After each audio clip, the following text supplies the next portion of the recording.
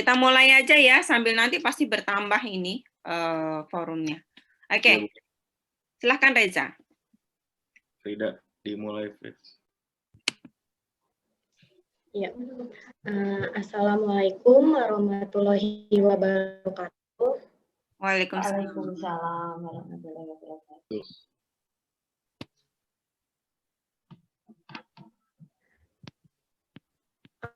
Selamat siang dan selamat bergabung. Yang kami hormati Ibu Dr. Ambarwati dan Ibu Dr. Lucy Andriani, MSI, serta seluruh peserta yang sudah menyempatkan hadir pada kesempatan siang hari ini. Dengan sangat antusias sekali, perkenalkan, saya Frida Adzani yang akan menjadi host dalam acara ini. Dan KSI yang sudah membantu jalannya acara ini dengan menjadi mitra pada program kami. Baik, rekan-rekan sekalian, sebelum dimulai acara podcast pada kesempatan siang hari ini, saya akan memperkenalkan terlebih dahulu moderator kita yang akan memandu acara diskusi di kesempatan hari ini. Moderator kita bernama Reza Alerio Reihan. Aktivitasnya adalah seorang mahasiswa di Fakultas Ilmu Sosial dan Ilmu Politik Universitas Muhammadiyah Jakarta.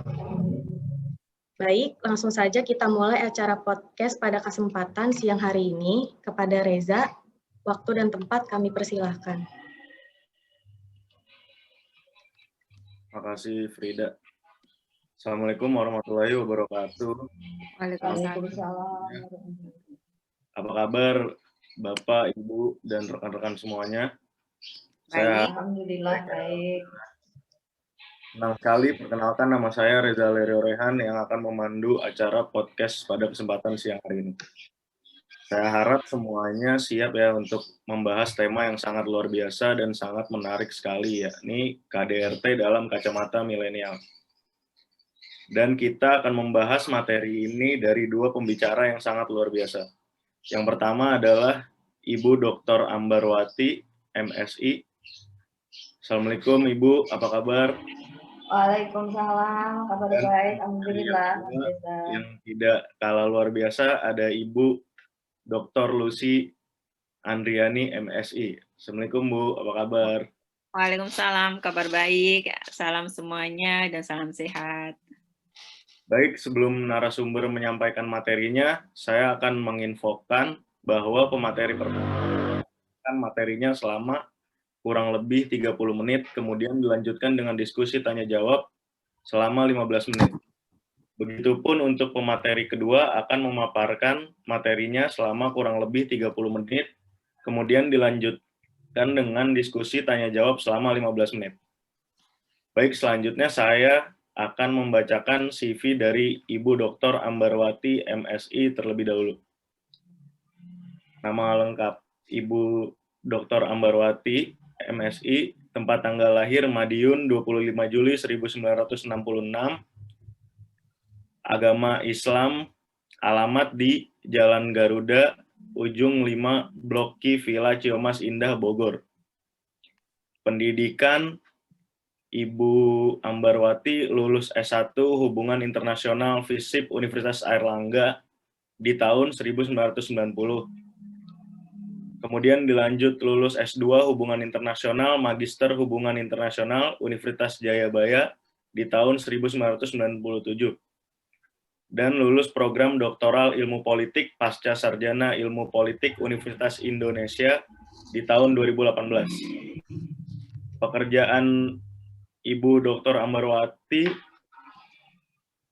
dimulai dari menjadi reporter di Jawa Pos di tahun 1991 sampai 1992. Dari tahun 1992 menjadi dosen tetap FISIP di Universitas Jayabaya. Dan di tahun 2002 sampai 2011 menjadi ketua jurusan Hubungan Internasional FISIP Universitas Jayabaya. 2019 sampai sekarang menjadi dosen tamu Pascapol UI dan dosen tamu program Magister HI Univ Paramadina.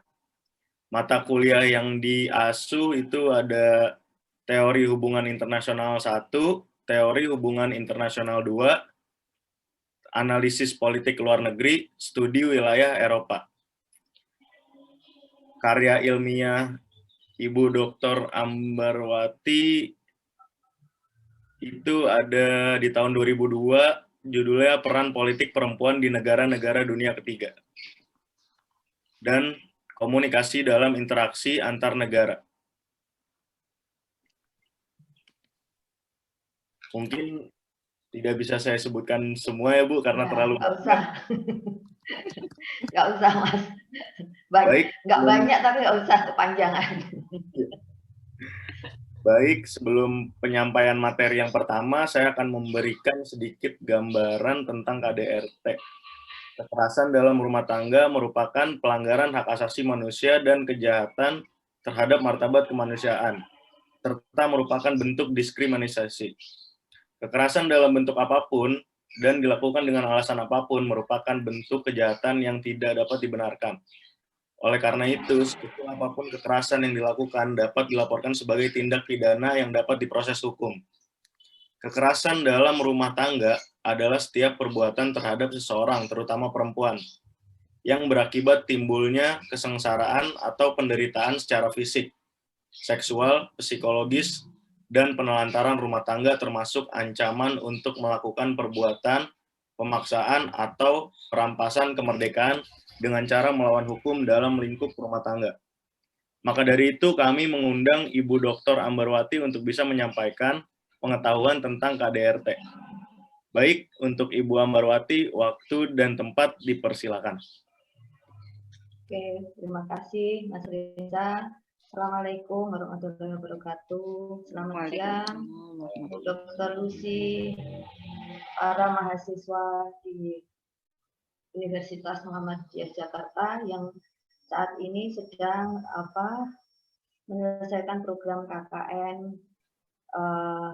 Saya diminta sama sohib baik saya itu si Bu Dr. Lucy untuk berbagi ilmu ya, sharing pengetahuan terutama untuk topik yang sudah ada sejak peradaban manusia itu ada hingga sekarang. Ya, kekerasan terhadap perempuan itu bukan hal baru. Ya, sejak manusia membentuk hubungan keluarga itu sudah terjadi hingga sekarang. Jadi kalau hubungan manusia itu sudah ada sejak katakanlah berpuluh abad yang lalu, maka peristiwa itu ada sampai sekarang. Kita berbagi ilmu bukan berarti saya lebih tahu, tidak. Kita saling berbagi apa yang saya ketahui, kita bagi di kesempatan ini. Mungkin mas-mas, ibu-ibu, dan bapak-bapak sekalian juga memiliki informasi-informasi yang lebih, kita bisa sharing di forum kita siang ini. Siapa tahu nanti justru berbagi pengetahuan itu lebih menarik sehingga kita tidak ngantuk di cuaca yang agak redup seperti ini. Mungkin yang banyak menikmati masakan kurban mungkin masih agak ngantuk juga ya. Maka kita akan sharing hal-hal yang menarik tapi bermanfaat. Sebelum saya mulai, izinkan saya untuk sharing ini dulu.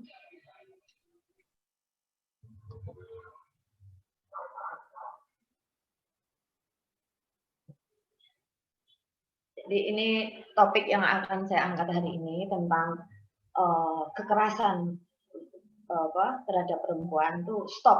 Kita harus stop dan mengatakan sekali cukup, itu cukup ya, itu yang digaungkan oleh gerakan-gerakan perempuan di seluruh dunia. Enough is enough.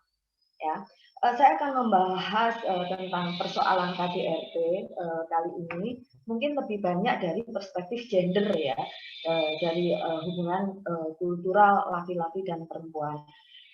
Walaupun mungkin di antara mas-mas, mbak-mbak sekalian mungkin akan bertanyakan karena begini, ada yang menilainya dari sudut pandang bukan semata-mata gender. Misalnya ada yang memandangnya lebih dari persoalan hukum, mungkin dari mahasiswa fakultas hukum juga bisa membahasnya itu. Juga agama mungkin. Nah, agama itu mungkin yang nanti diskusinya lebih rumit dan seru. Tapi terus terang saya ingin membatasi pembahasan saya tidak masuk di ranah agama. Karena terus terang saya mungkin ya agama saya cetek ya, pemahamannya cetek.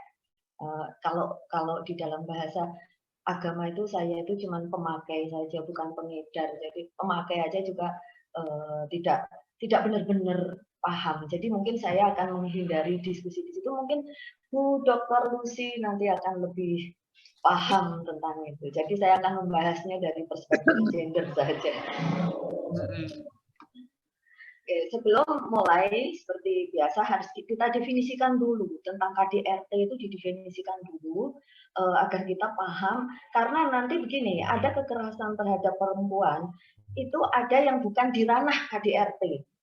Ya, kekerasan perempuan yang terjadi di jalan oleh penjahat atau kekerasan perempuan yang terjadi di tempat kerja itu bukan di dalam ranah KDRT. Jadi kalau di ranah KDRT, kekerasan itu yang terjadi di dalam hubungan-hubungan rumah tangga, sebagaimana yang dikemukakan di pasal 1 nomor 1 Undang-Undang tentang kekerasan terhadap perempuan, yaitu setiap perbuatan terhadap seseorang, terutama perempuan. Nah, di sini disinggung di dalam undang-undang itu terutama perempuan, walaupun anggota keluarga itu juga ada laki-laki.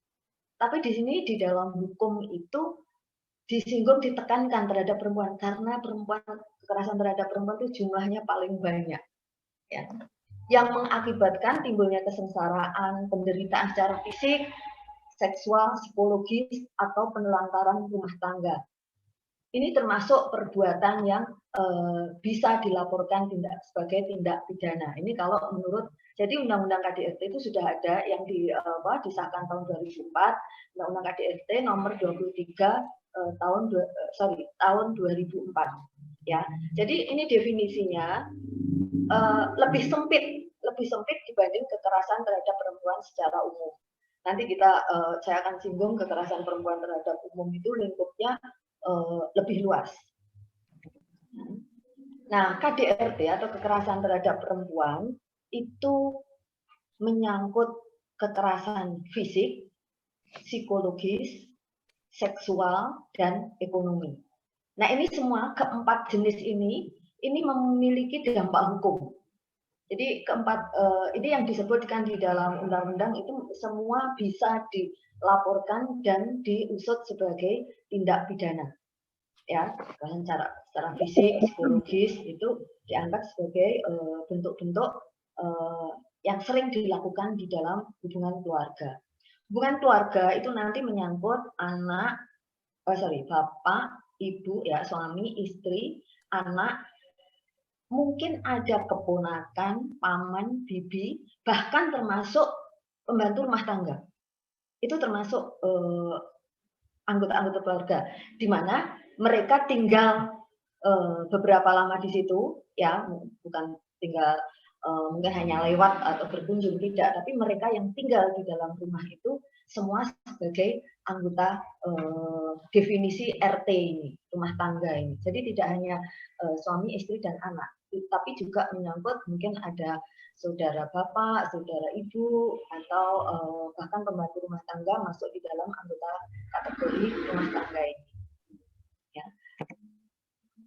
Nah, yang sering terjadi adalah bentuk-bentuk kekerasan yang pertama, yaitu fisik.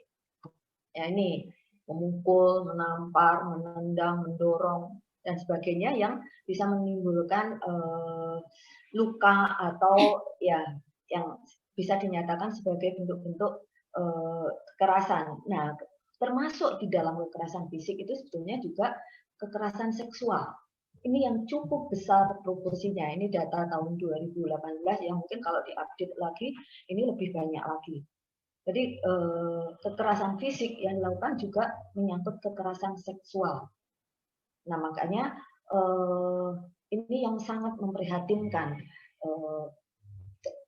bagi saya dan juga para penstudi gender, ya, karena di Indonesia yang sudah banyak anggota-anggota kelas masyarakat terdidik, tapi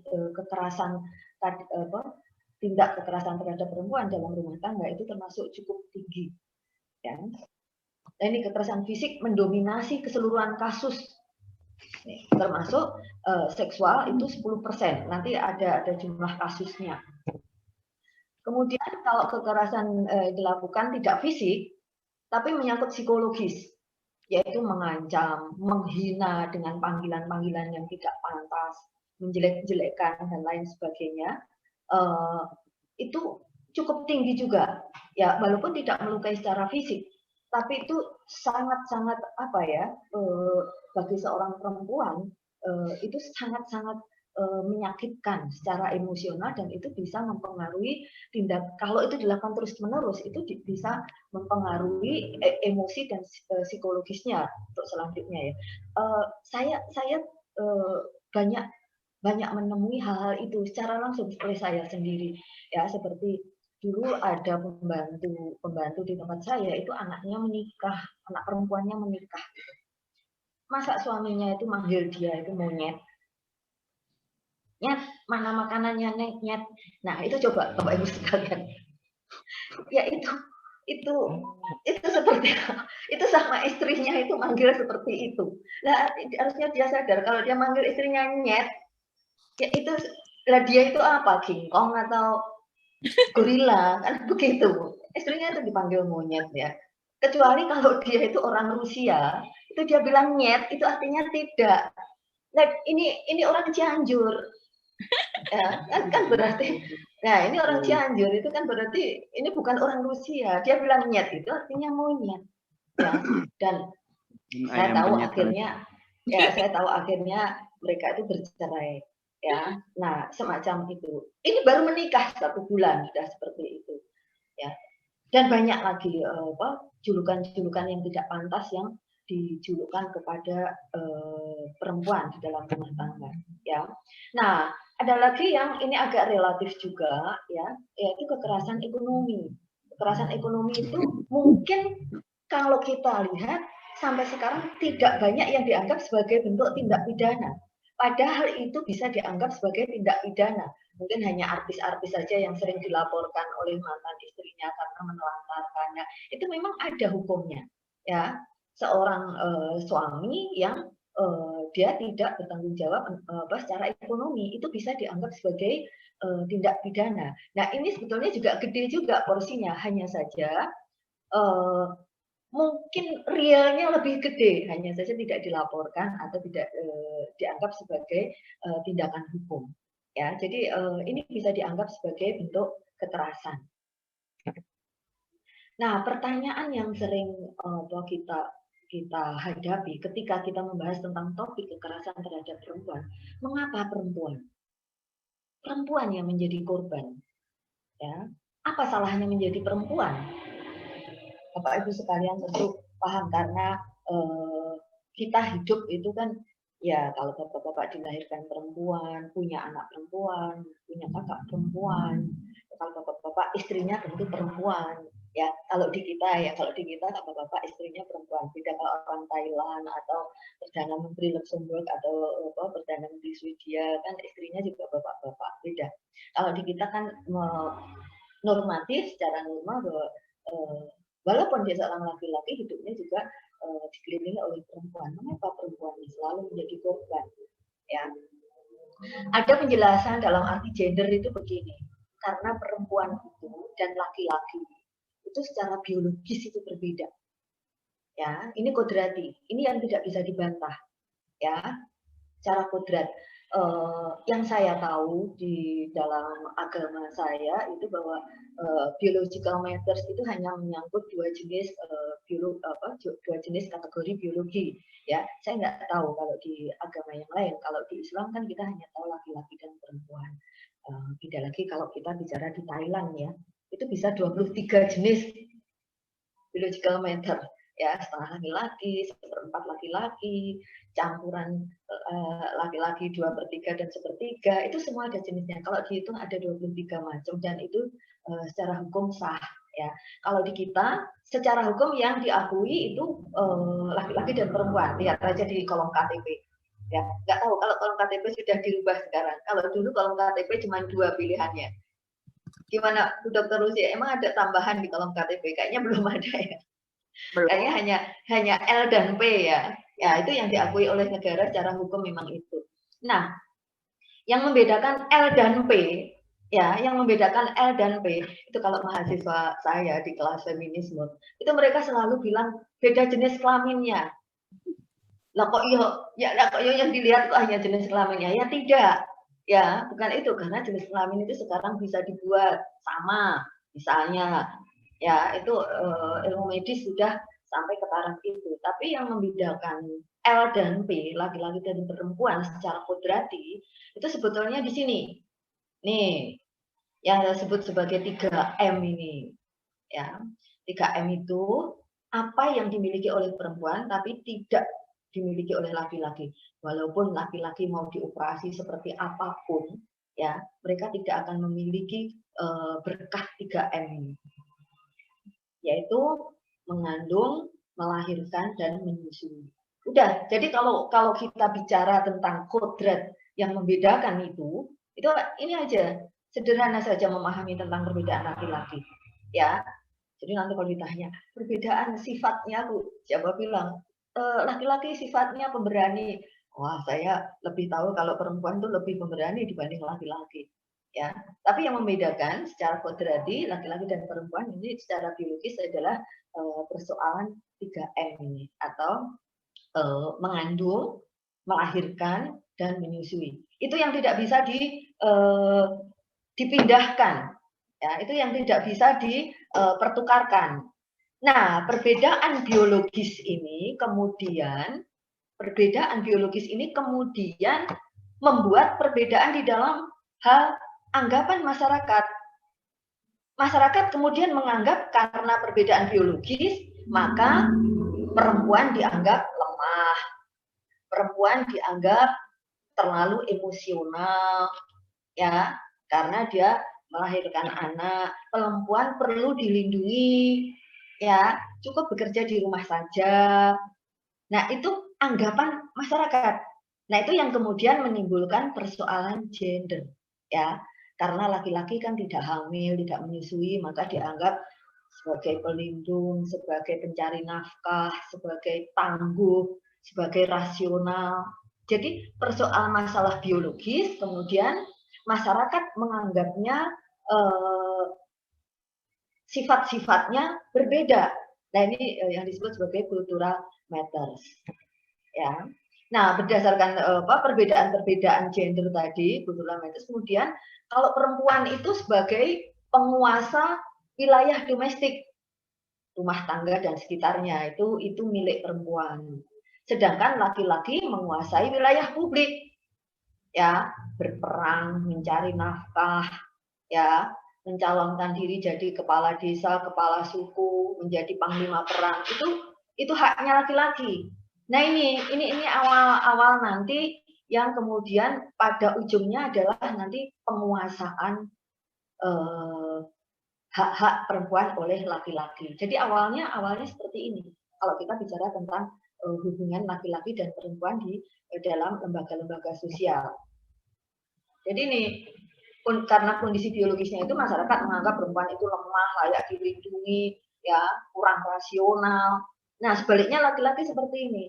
Kalau orang Barat menganggap perempuan itu berasal dari Venus, laki-laki berasal dari Mars dengan sifat-sifat yang tangguh dan sebagainya, itu ya.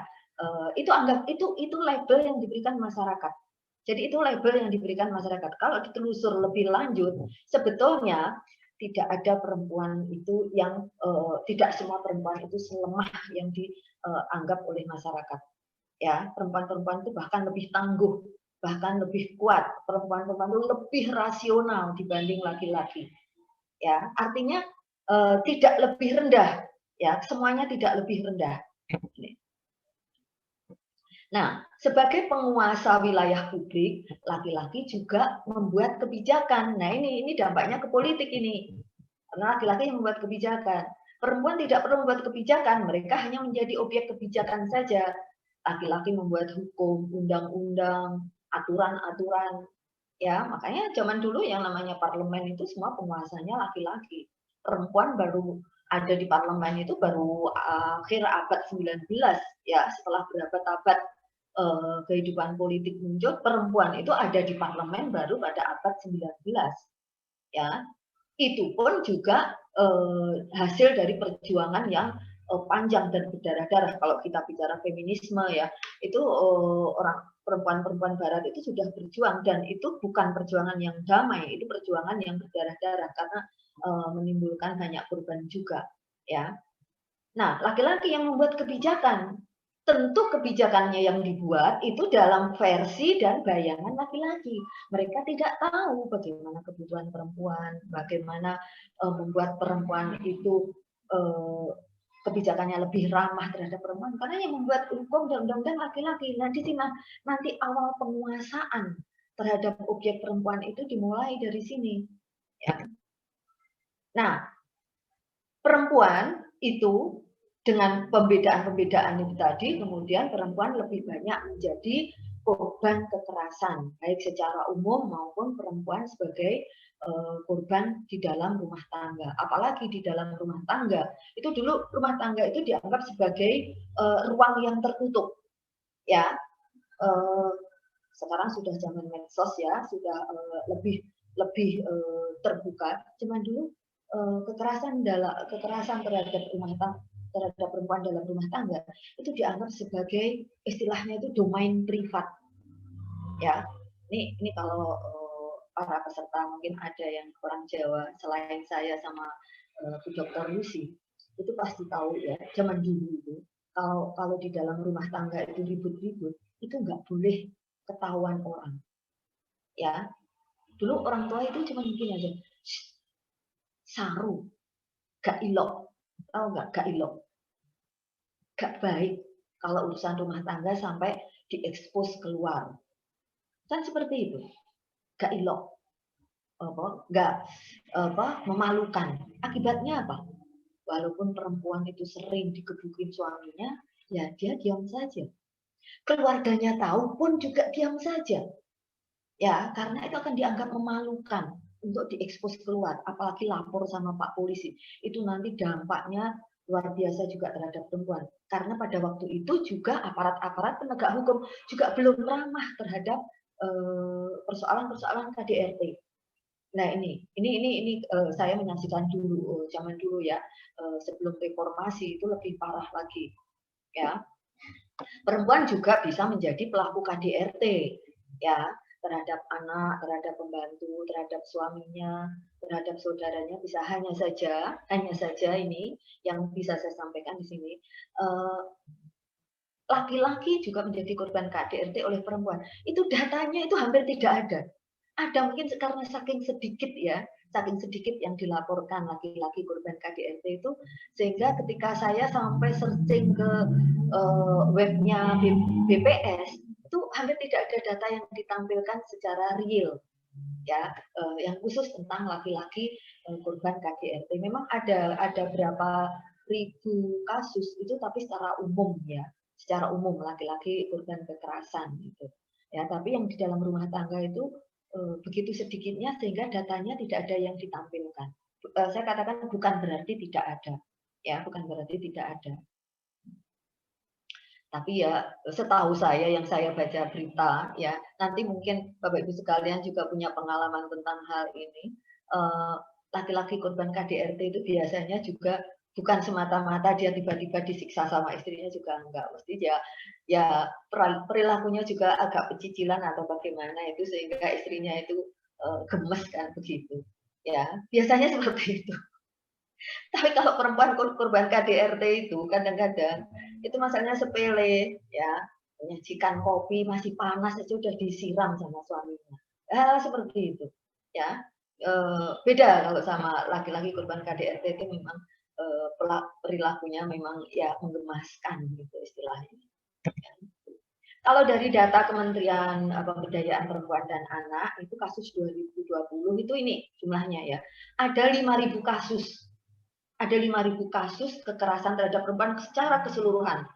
Dan yang menjadi KDRT itu 3.000. Jadi 60% sendiri semua kekerasan terhadap perempuan terjadi di dalam ranah rumah tangga.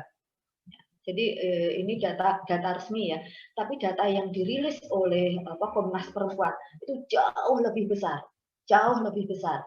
Ya, saya bisa saja mengutip, tapi saya ingin mengutip yang data resmi dari kementerian saja. Ya, ini jadi 5.000 kasus kekerasan terhadap perempuan. Mungkin Bapak Ibu masih ingat kekerasan terhadap buruh, ya, yang di Tangerang itu saya yang sampai tidak berani melanjutkan baca beritanya karena terlalu sadis, ya, terhadap buruh perempuan, kemudian terhadap pembantu rumah tangga itu banyak sekali yang mengisi pemberitaan ini, ya, sangat memprihatinkan.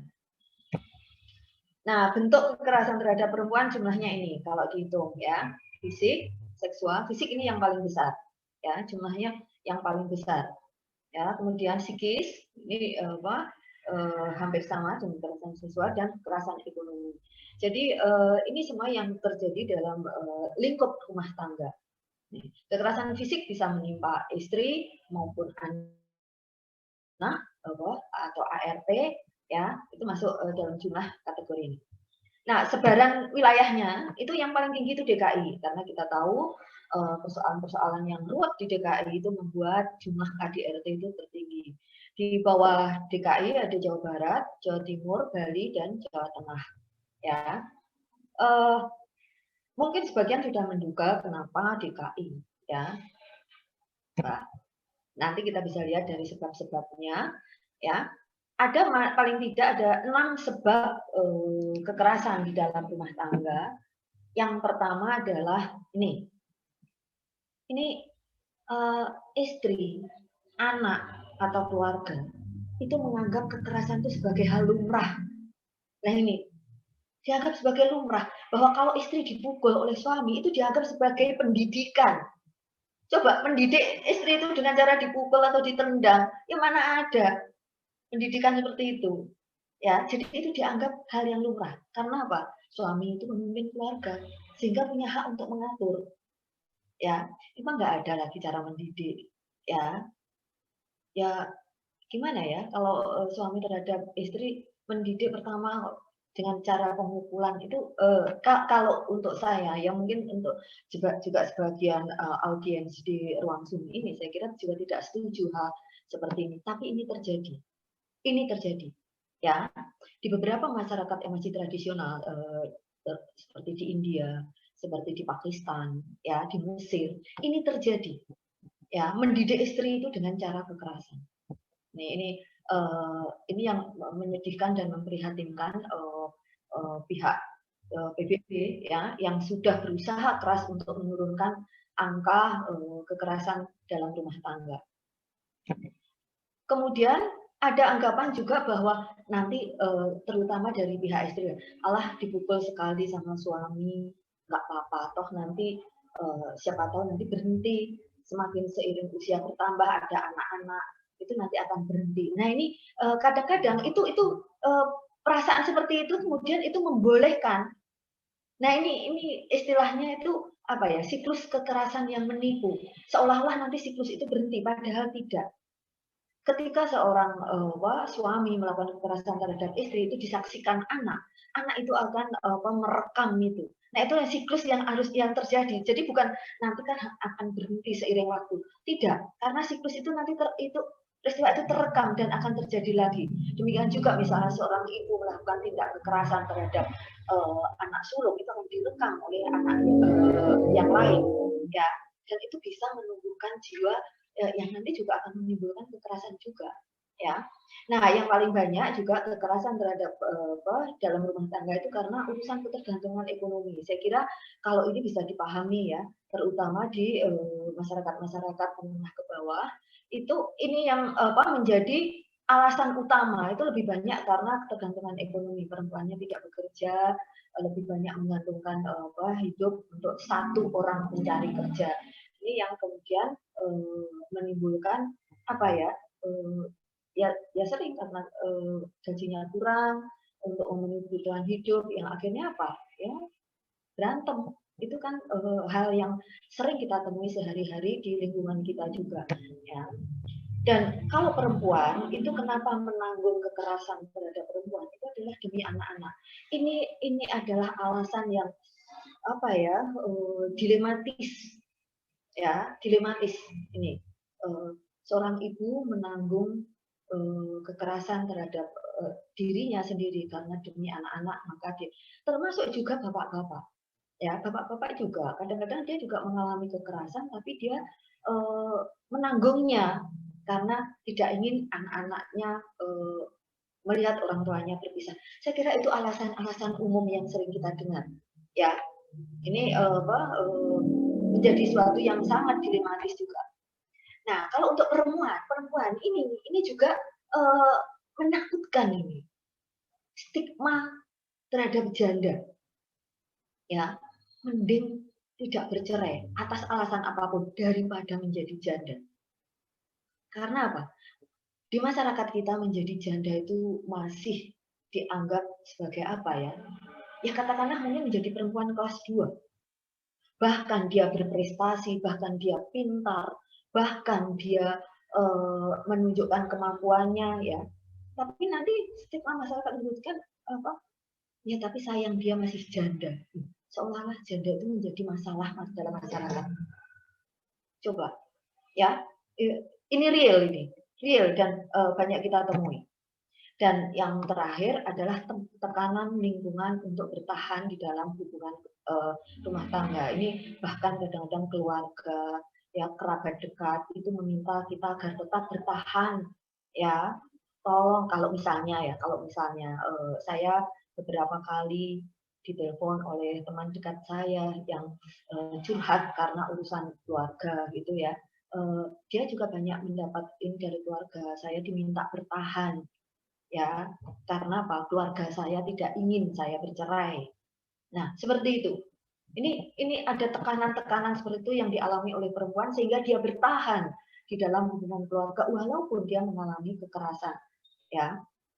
Ini jadi yang saya kutip dari jurnal ditulis Bu Riani itu paling tidak ada 6 sebab ya, mungkin sebab-sebab yang lain nanti bisa ditemukan dan bisa di-share di dalam kesempatan ini. Jadi kalau kita ringkas dari berbagai bentuk sebab itu ya, kita mengenal tingkatan-tingkatan kekerasan terhadap perempuan. Yang pertama dan paling banyak dilakukan adalah kekerasan dalam bentuk fisik. Ya, kekerasan dilakukan dalam arti fisik yang tadi saya sebutkan ya, baik kekerasan pemukulan dan sebagainya atau bahkan dalam bentuk seksual ya, kekerasan yang dilakukan karena fisiknya. Kekerasan yang lebih tinggi tingkatannya adalah kekerasan secara struktural. Maaf, ini salah, ini bukan. Yang ketiga ini bukan struktural, coba saya ralat ya. Ini kekerasan kultural ya.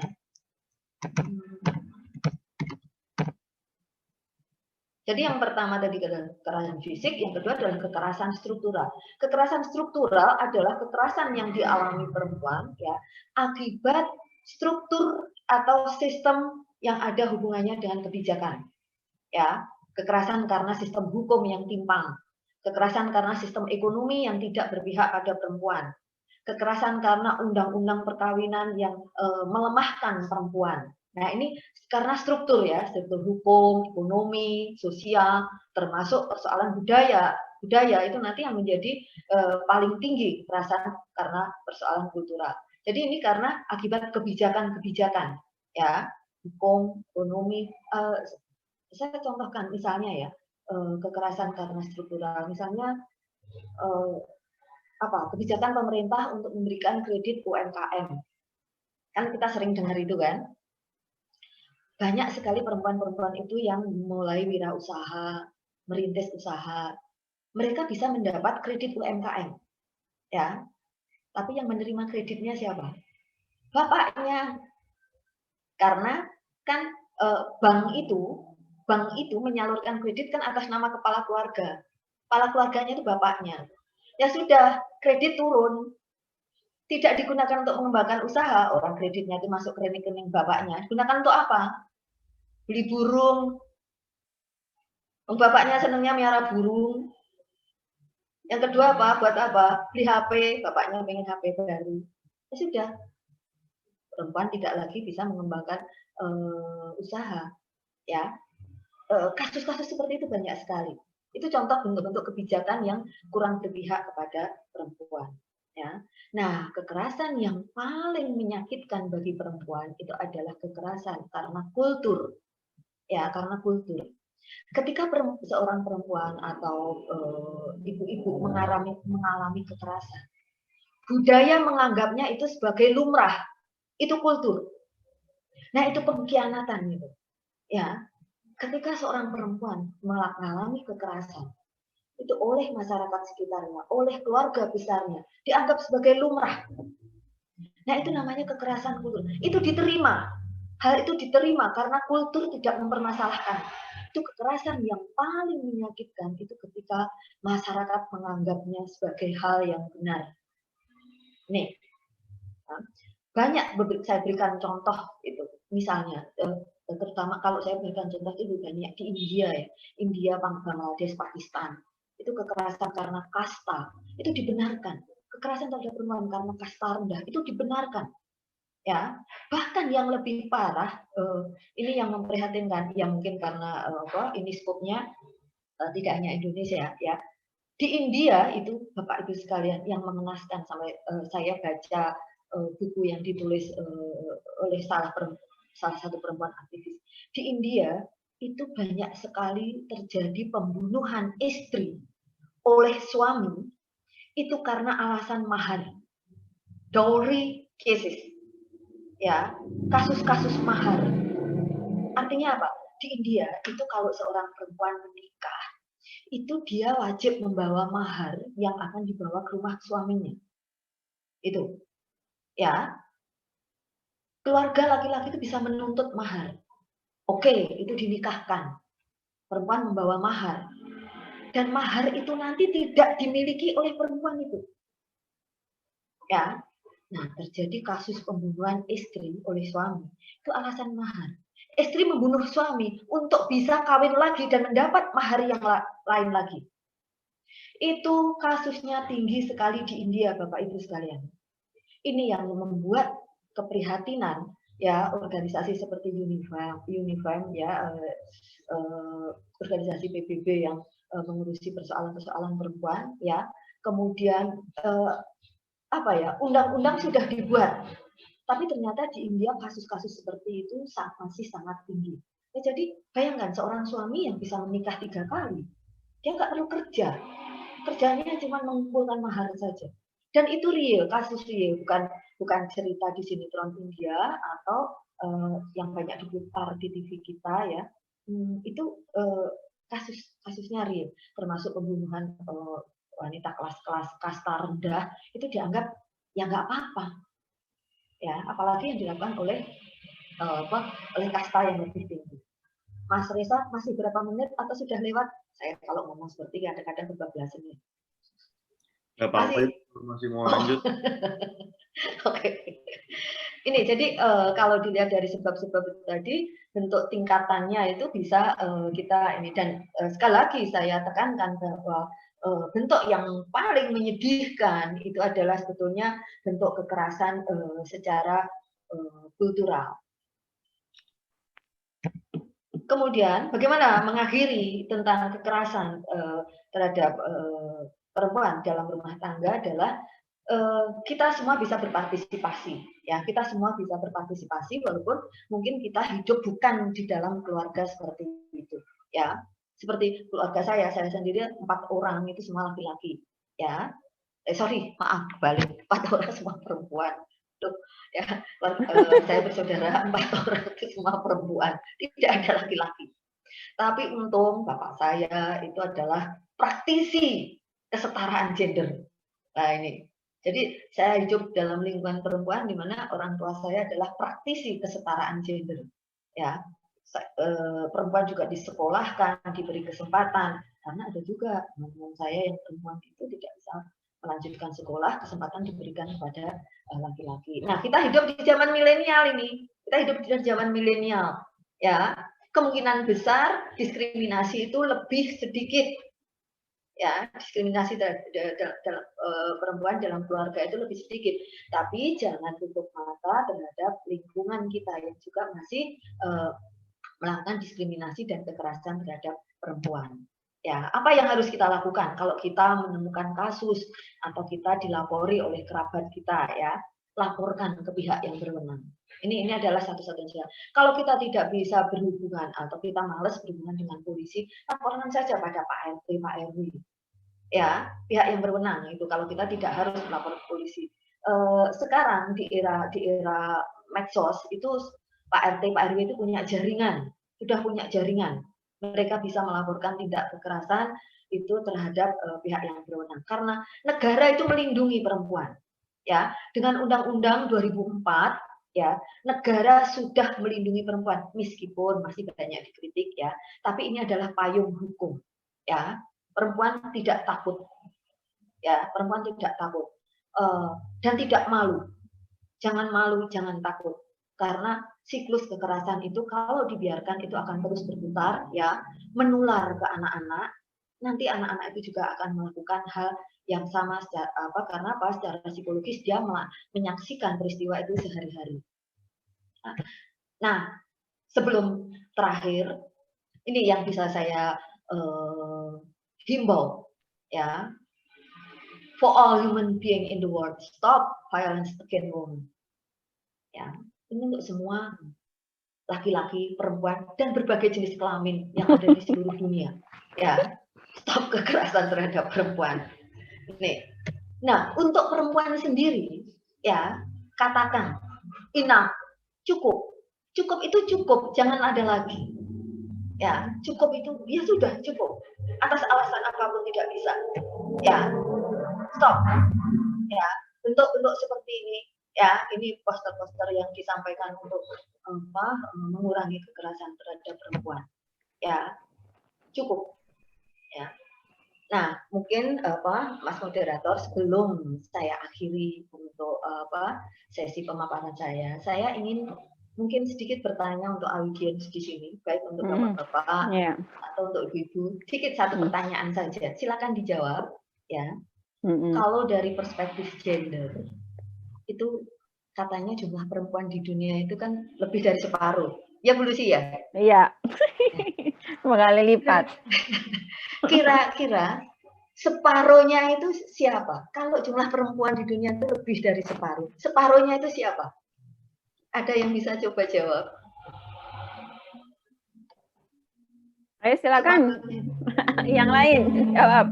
Ini untuk ice breaking juga nih. Kalau perempuan separuh lebih dari separuh. Separuhnya itu siapa? Separuh jumlah penduduk di dunia itu adalah perempuan. Nah, separuhnya siapa? Laki-laki. Yakin? Swear, yakin laki-laki. Yakin laki-laki. Laki-laki Waria. Laki-laki Waria. Hybrid. Ayo, siapa ini?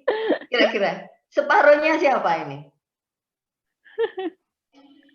Yakin kalau separuhnya laki-laki? Kelihatannya nggak yakin ini Bu Dokter. Nggak yakin nih jawabannya. Ya, karena ayo, jawabannya ibu boleh jawab. Nggak ada yang mau jawab, berarti ini? nggak yakin dirinya ada ini. Separuh penduduk dunia jumlahnya diidentifikasi sebagai jenis kelamin perempuan. Siapa perempuan? Separuhnya? Ayo Pak Prison, separuhnya? silakan. Mas Manji, silakan. Yang laki-laki nih, kita panggilin ini. Last Paus, silakan. Jadi yang siapa yang ditanyakan oleh Bu Ambar itu ya terdiri dari laki-laki, yang sudah transgender, perempuan yang sudah transgender. Oh gitu. Seperti itu menurut pengamatan saya. Oke. Mungkin ada ibu-ibu yang pengen jawab ini. Saya belum puas kalau hanya dijawab sama bapak-bapak. Mungkin ada ibu-ibu yang coba jawab. Ayo Mbak Feni, Mbak Divania, Mbak Mariatul Kitia. Belum ada suaranya ini, ibu-ibu ini gimana? Ini persoalan gender dan perempuan loh ini. Ibu-ibu nggak ada suaranya. Any idea? Ayo Arum. Udah Frida diwakili. Silakan, Frida. Kalau separuh penduduk perempuan, separuh penduduk dunia itu perempuan, siapa separuhnya? Laki-laki juga? Apa perempuan? Tunjukkan eksistensinya dong. Separuh perempuan, separuhnya lagi apa? Perempuan gitu.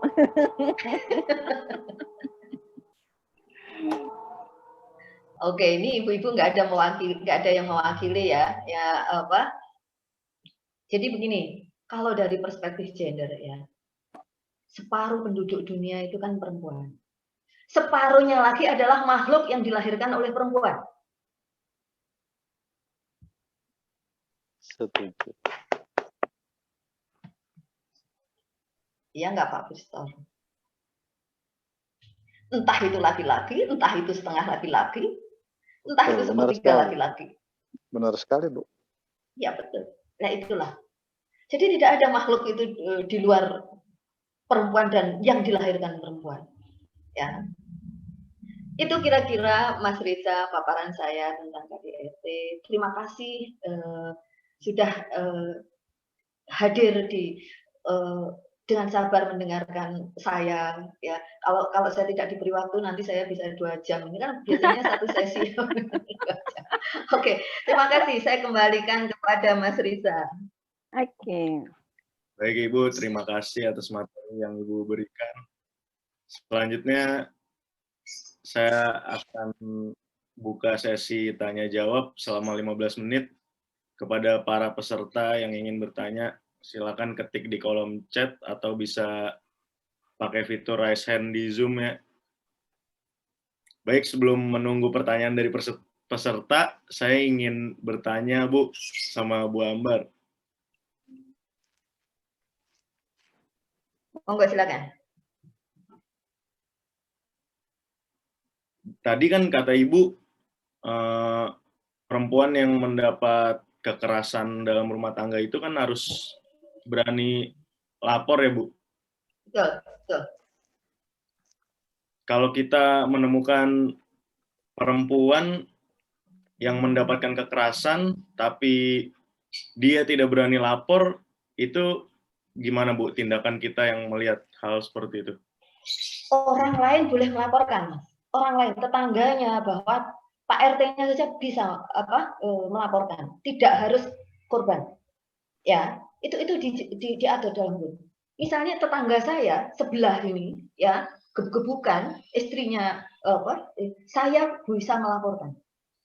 Ya, bahkan saya dan nanti gini sekarang ya mungkin yang perlu diketahui juga ya, pihak kepolisian itu sekarang responsif. Kalau kita datang aja ke kantor polisi, di situ ada sub divisi baru kalau tidak salah mungkin setelah reformasi ya, divisi atau unit pelayanan perempuan dan anak itu sangat reaktif. Jadi kalau ada laporan terutama di kota-kota besar ya, itu sangat reaktif ya, dan nanti ditanganinya tidak asal-asalan oleh Polwan, oleh ini untuk menjaga juga kerahasiaan kasus ini ya. Jadi boleh semua yang melihat saksi dan itu bisa menjadi pelapor.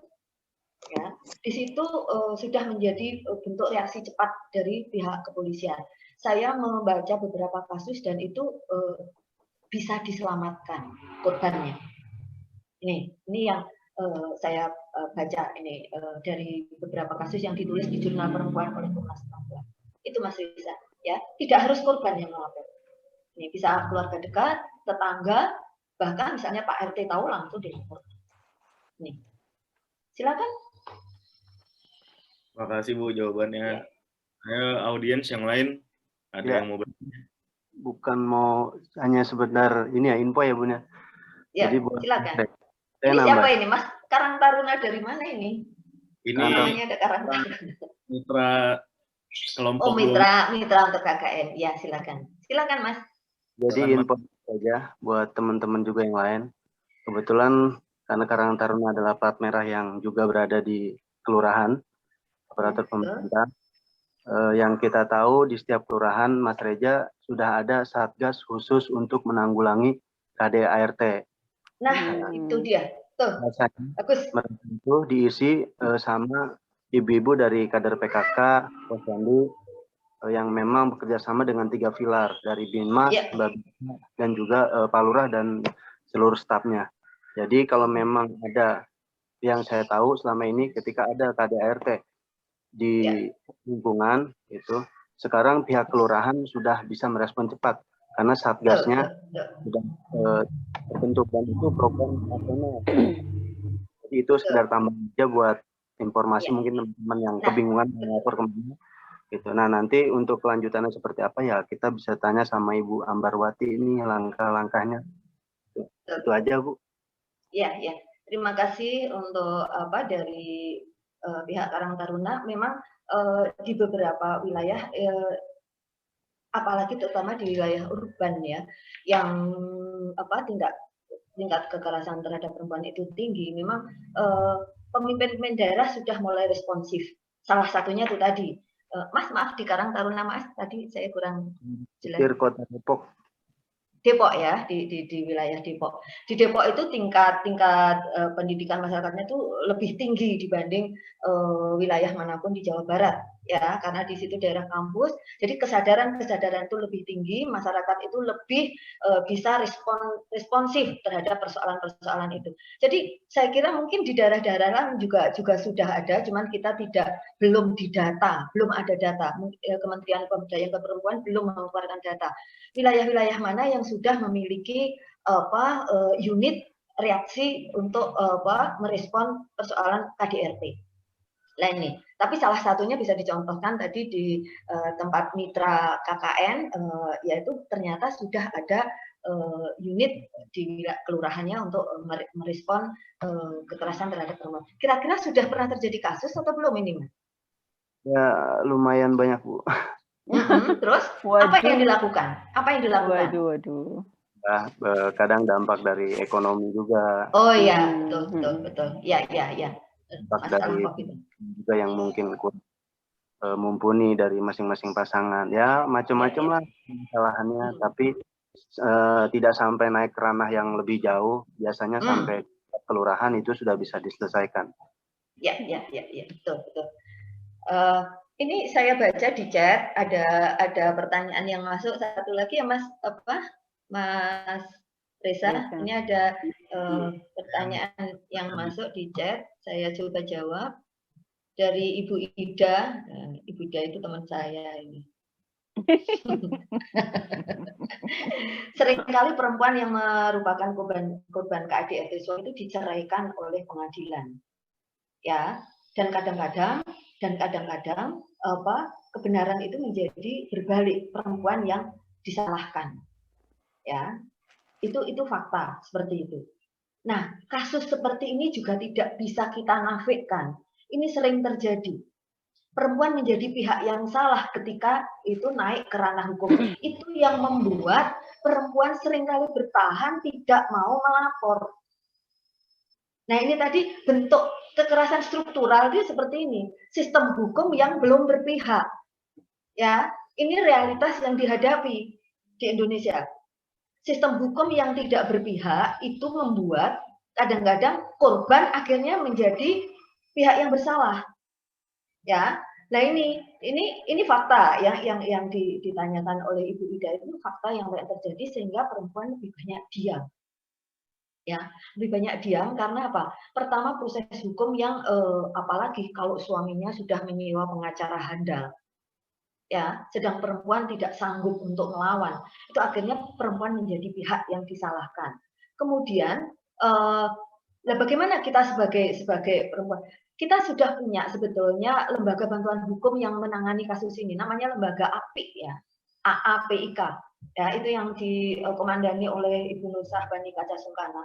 Itu cukup garang, cukup galak, ya, itu membela perempuan dan itu banyak menjadi tumpuan perempuan-perempuan yang mungkin tidak mampu ketika menghadapi kasus-kasus yang berat, termasuk kasus KDRT. Jadi semoga kita tidak sampai mengalami itu. Paling tidak kita tahu ada beberapa lembaga bantuan hukum, tapi yang mungkin yang paling saya kenal ya itu adalah LBH API. Itu di searching di Google langsung ketemu alamatnya, nomor kontaknya, ya, dan mereka banyak melakukan bantuan-bantuan hukum terhadap perempuan. Jadi agar perempuan juga tidak oleh pengadilan tidak selalu disalahkan. Ya, ini yang bisa saya sampaikan untuk Ibu Ida. Jadi perempuan jangan mengalah, ya. Kita terus berjuang, ya, terutama untuk kesetaraan, untuk keadilan, ya, apalagi dalam kasus-kasus kekerasan dalam rumah tangga. Ya. Mas Reza, ini ada lagi pertanyaan, bisa saya jawab langsung atau nunggu Bu paparan nanti? Bagaimana? Dijawab aja langsung, itu terkait langsung, kelihatannya. Oke. Ibu. Ya, ini dari ini mahasiswi Debbie, ya. Jika ada KDRT lalu ada ancaman untuk membuat korban takut melapor, ya, yang sering seperti itu. Bagaimana solusi yang dilakukan agar menenangkan diri dan menghilangkan trauma? Jadi begini, kalau kita baca Undang-Undang tahun 2004, itu ada pasal-pasal korban dilindungi penuh oleh negara. Ya, korban saksi dilindungi penuh oleh negara. Lembaga memiliki lembaga perlindungan saksi, ya. Dan ini jadi takut itu mungkin karena mereka takut berurusan dengan polisi nanti bagaimana. Negara melindungi korban kekerasan terhadap perempuan, ya. Mereka dilindungi, mereka diberi bantuan hukum, ya. Mereka akan direcovery secara penuh, secara psikologis dan tidak berbayar. Ya, jadi di dalam program perlindungan itu mereka akan direcovery secara psikologis, mereka dilindungi secara fisiknya, ya, sampai kasus itu dituntaskan. Ini, jadi ini untuk Debbie, jangan takut tentang itu, ya. Untuk trauma yang mungkin muncul itu ada terapi-terapi dan itu dilakukan oleh negara, ya. Jadi itu yang bisa saya sampaikan. Kemudian saya kira sudah belum ada lagi muncul pertanyaan, Mas Reza. Ya. Saya serahkan kembali pada moderator. Baik Ibu, sesi tanya jawab pada sesi pertama telah selesai, ya. Terima kasih kepada Ibu Dr. Ambarwati MSI yang telah menyampaikan materi pertamanya. Untuk kesempatan penyampaian materi yang kedua, saya akan berikan kepada Ibu Dr. Lucy Andriani MSI. Ibu, bisa Ya, kami terima kasih Mas Reza. Terima kasih banyak. Saya akan memperkenalkan diri terlebih dahulu. Assalamualaikum warahmatullahi wabarakatuh. Selamat siang kepada Bu Ambar dan juga selamat siang kepada ibu-ibu. Tadi ada audiens yang dari temannya Bu Ambar dan juga dari mitra Mas dari Karang Taruna Pondok Petir. Terima kasih banyak telah mendukung kegiatan mahasiswa ini. Setidaknya ini merupakan acara jejaring. Nanti seandainya Karang Taruna membutuhkan narasumber apa, bisa dikontak kepada LPPM UMJ untuk bisa kami kerjasamakan. Apapun kegiatannya, insya Allah UMJ ada beberapa narasumber yang kompeten. Saya Lucy Andriani, kebetulan saya merupakan sekretaris LPPM Universitas Muhammadiyah Jakarta dan sekaligus sebagai dosen pembimbing lapangan gitu. Saya juga ketua panitia KKN 2021 kali ini. Kok jabatannya banyak gitu. Ya, saya didapuk sebagai ketua KKN dan diminta untuk melakukan pembimbingan supaya bisa tune in langsung apa hambatan dari mahasiswa, dan kebetulan ini adalah kelompok yang saya bimbing. Saya S1 dan S2-nya dari FISIP, Ilmu Politik, Universitas Airlangga, Surabaya. Kemudian S3-nya bersama dengan Ibu Dr. Ambarwati. Sebenarnya Bu Dr. Ambar ini adalah kakak kelas saya di Airlangga, ya. Kakak kelas saya. Jadi saya suhunya ini sebenarnya. Oke. Kita satu kampus. Teman seperjuangan. Teman seperjuangan. Oke. Saya akan melanjutkan materinya berkaitan dengan bagaimana sih peran milenial harusnya terhadap KDRT itu. Ini adalah materi yang setidaknya sesuai lah dengan kondisi saat ini, di mana generasi milenial itu menjadi ujung tombak perubahan. Lalu bagaimana sebenarnya milenial itu harus berlaku gitu ya, harus menempatkan atau memposisikan diri. Saya akan share ini. Saya buat cover seperti ini. Ini cover menarik ini. Stop KDRT ya. Stop KDRT itu sebuah campaign ya. Ini gambar ini adalah gambar kampanye untuk melakukan stop KDRT supaya tindakan KDRT yang dilakukan terhadap laki-laki dan perempuan atau perempuan terhadap laki-laki itu juga ada. Laki-laki juga kadang gengsi kalau mendapatkan kekerasan dari perempuan itu. Ini agak sedikit saya bela ya Pak, Bu, Bapak-bapak yang ada di sini. Ini membahas KDRT bukan memposisikan perempuan sebagai korban ansih, tetapi perempuan juga menjadi pelaku juga ada gitu. Bagaimana kemarin itu ada berita ya, ini saya cerita berita yang perselingkuhan itu kemudian suaminya dibunuh itu di mana itu di Jawa Tengah kalau nggak salah. Perusahaan dia pemilik pabrik apa itu yang untuk alat masak itu ya, kemudian dibunuh benar-benar itu suaminya itu demi selingkuhannya lah. Ini kan sesuatu yang luar biasa gitu, dan ini KDRT juga yang dialami oleh laki-laki yang diakibatkan oleh perempuan. Artinya KDRT itu bisa dialami oleh siapapun ya, perempuan ke laki-laki, laki-laki ke perempuan, ataupun ibu ke anak gitu ya. Ini merupakan konteks KDRT. Ada beberapa pengantar sebenarnya yang ingin saya sampaikan, di mana kasus kekerasan yang banyak dialami adalah oleh perempuan, oleh para perempuan. Jadi kasus kekerasan memang banyak terekspos itu adalah yang dialami oleh para perempuan. Sedangkan laki-laki tidak banyak terekspos, kenapa? Ternyata banyak yang gengsi untuk melapor gitu. Laki-laki kok gengsi dong melapor, masa kalah dengan perempuan gitu kan. Padahal ini secara hukum itu mempunyai kedudukan yang sama antara laki-laki dan perempuan. Itu. Kemudian masih kentalnya budaya patriarki, di mana laki-laki itu menjadi center, maksudnya menjadi rujukan bahwa laki-laki yang harus dituruti, laki-laki harus dilayani, laki-laki harus perempuan harus tunduk dan patuh maksudnya seutuh-utuhnya terhadap laki-laki walaupun bentuknya seperti apa perilaku laki-laki itu. Nah, ini yang perlu juga disikapi, patriarki di mana menempatkan laki-laki itu lebih tinggi dari perempuan. Dalam konteks ini ya, kalau dalam konteks gender kan peran itu semuanya bisa dilakukan seirama gitu loh, saling sayang menyayangi, bukan disayangi saja laki-lakinya, tapi laki-laki juga harus menyayangi gitu. Intinya seperti itu.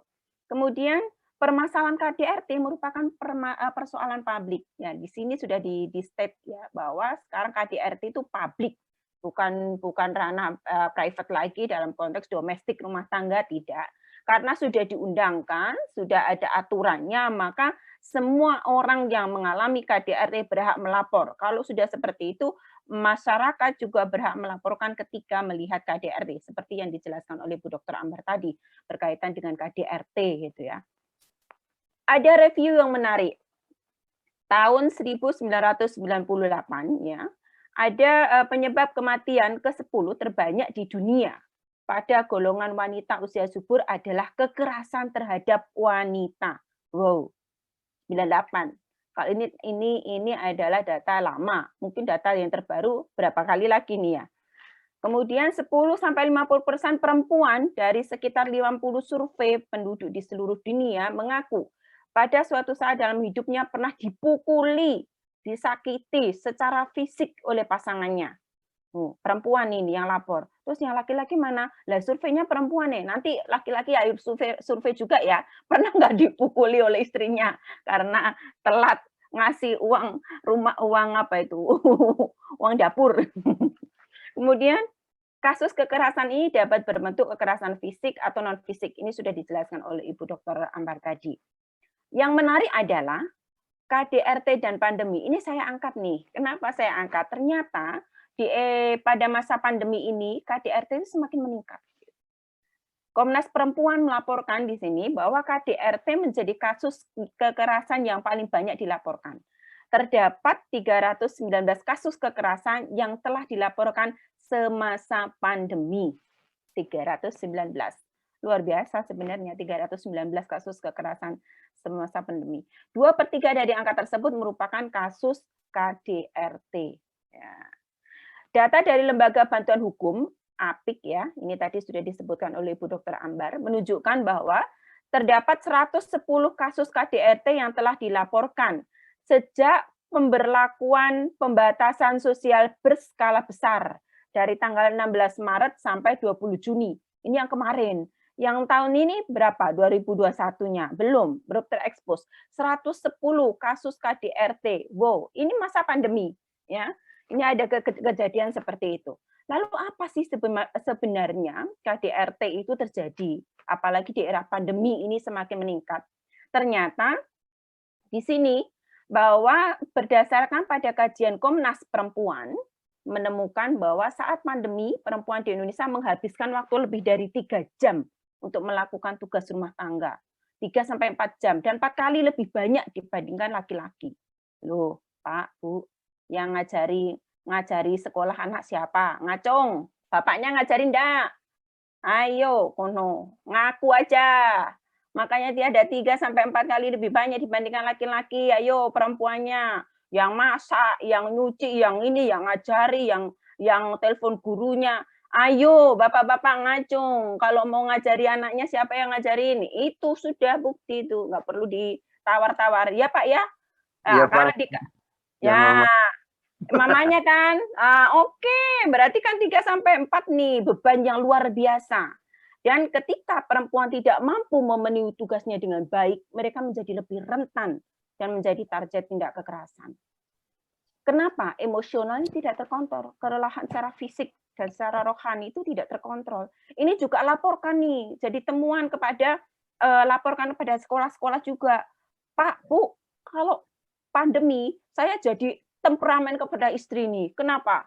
Anaknya kalau ngajari dimarah-marahin melulu, gitu kan? Jadi kita yang di rumah yang mendengarkan itu juga ikut emosi. Ya, itu Pak, laporin. Biar sekolah juga mempunyai evaluasi diri bahwa mengasih tugas kepada anak jangan repot-repot.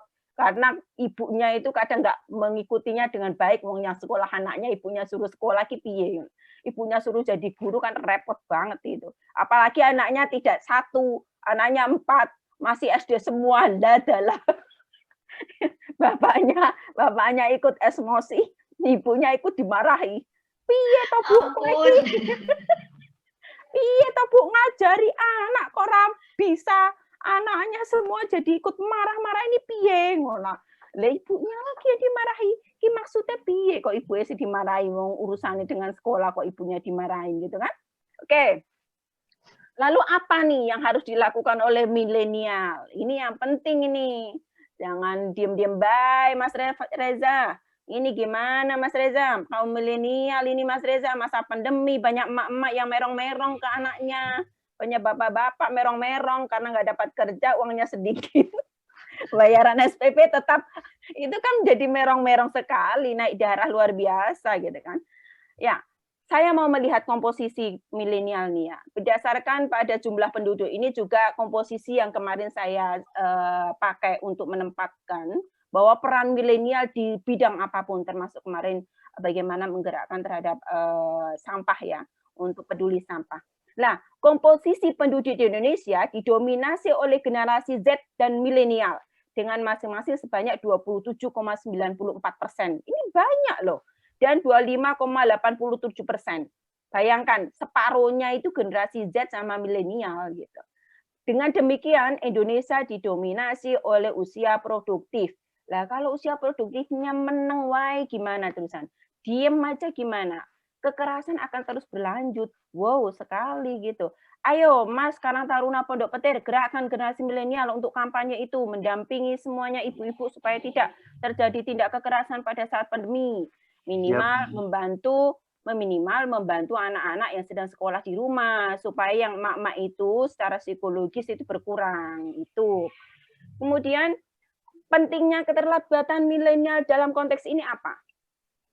Upaya penanganan kasus KDRT perlu juga dilakukan pencegahan dengan melibatkan generasi muda. Hal ini karena lebih mudah dibandingkan penanganan KDRT pada pasangan yang sudah menikah. Ya benar.